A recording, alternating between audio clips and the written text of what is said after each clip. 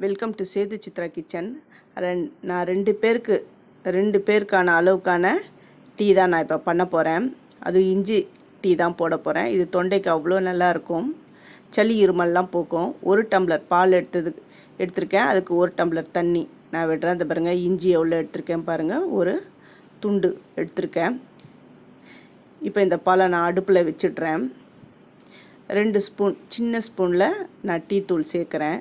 இப்போ இஞ்சிகளை சின்ன சின்ன துண்டுங்களாக நறுக்கி மிக்ஸி ஜாரில் இதை சேர்த்து நான் அரைக்க போகிறேன். ஃபஸ்ட்டு என்னுடைய வீடியோவை பார்க்குறவங்க சப்ஸ்கிரைப் பண்ணலைன்னா சப்ஸ்கிரைப் பண்ணுங்கள். ஆல் என்ற ஆப்ஷனை தொடுங்க. அப்போ தான் நான் போகிற ஒரு வீடியோவுடைய நோட்டிஃபிகேஷனும் இது உங்களுக்கு காட்டும். பாருங்க, அரைச்சி எடுத்துன்னு வந்துட்டேன். இது எல்லாத்தையும் அந்த பாலில் நான் சேர்த்துடுறேன்.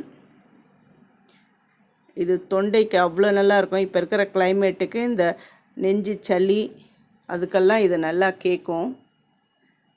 இப்போ இந்த மிக்ஸி ஜாரில் கொஞ்சமாக தண்ணி விடுறேன்.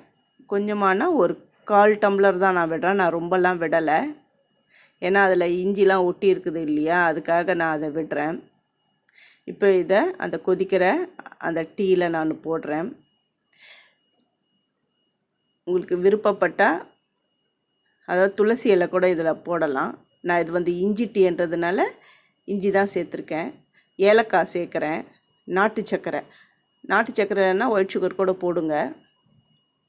நல்லா கொதி வருது. இப்போ நான் இதை வடிகட்டி